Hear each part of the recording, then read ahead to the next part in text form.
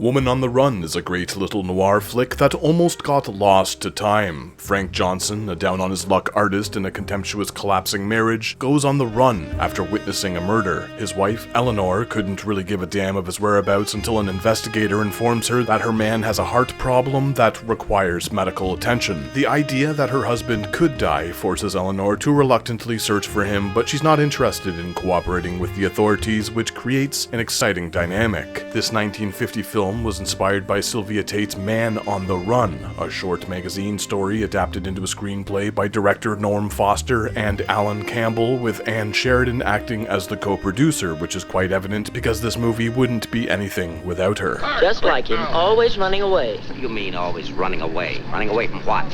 From everything. Broadcast description. White, male, American. Was a trench coat, soft brown hat. A very ordinary looking fellow, I'm afraid. Yeah. Well, how would you describe your husband, Mrs. Johnson? I couldn't. I haven't been able to for a long time. May I go now? Come on, you mutt. She simply steals the show here as the icy cold lead who gradually thaws as she collects clues to her husband's whereabouts. From what I've read, Sheridan was once voted the woman with the most oomph by a committee of 25 men back in 1939, and rightfully scoffed at the idea, allegedly. Douchey, archaic awards aside, there's merit to the achievement, as demeaning as it is, because her performance here is alluring. Now that I like. It's pretty good. Yes, but it takes more than talent to have a career. You have to have staying power. Her take on this character is grounded, complex, and moving as she slowly discovers how her husband really feels about her as the story plays out. As usual with these free views, I don't like to give too much away, but I'll just say Woman on the Run never stops being thrilling. Eleanor spends the entire film trying to give Robert Keith's Inspector Ferris the slip, and these are the moments that really shine for me. Hi. What, you again? Who let you in? Landlord, do you mind? Oh, no. Make yourself at home. Keith chews the scenery as he passively insults Eleanor, constantly questioning how a married woman could care so little for her man. Shot. He shot at Frank? Twice. Nobody knows that except the killer, your husband, and now you. So let's keep it that way. It's important.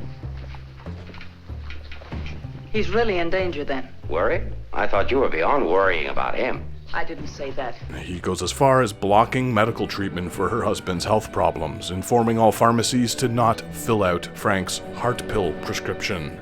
I am violating my instructions from the police by giving you this additional supply, but rest assured it gives me no feeling of guilt. Thank you, Doctor. Dennis O'Keefe is the other lead, a journalist named Dan who wants dibs on Eleanor's story. On second thought, Mrs. J, I find you very attractive.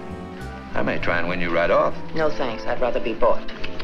Very mercenary. All of the good, though. I like mercenary women. This new edition from Tate's original magazine story acts as her confidant quite early, but his involvement also gives Anne's character someone to converse with as her husband's secrets slowly reveal themselves. The two have excellent on-screen chemistry as he inquisitively pushes Eleanor throughout the film. This is largely for the audience's sake so we can see her grow emotionally, but it's handled tastefully in an organic way. Huh? There she is.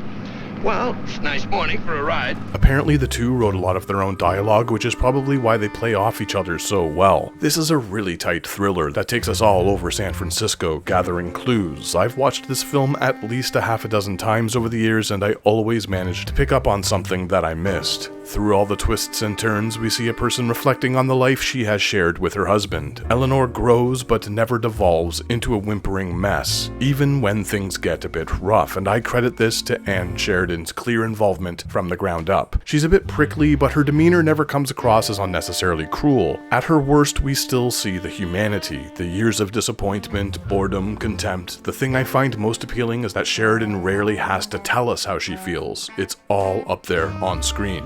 Woman on the Run is a quick little film noir that I could talk about for hours, but where's the fun in that? It's in the public domain and free to view on YouTube, though years of poor transfers haven't really done it any justice. The UCLA Film and Television Archive has spent the time restoring it as best they could, so I'd recommend tracking down a decent, downloadable version online. This is a terrific independent film that somehow slipped through the cracks that I hope to introduce to at least a few new fans with this video. Have a watch and let me know what you think down below. I've also attached Eddy Muller's Noir Alley introduction in the description for those interested in learning about its troubled development and how it almost got lost to history. I didn't want to simply rehash his points, that's not my style, but I recommend giving it a watch because he and his crew deserve a heap of credit for keeping this film alive. Next time on this channel, another under 8-minute album review to lower my YouTube views even more, so stay tuned.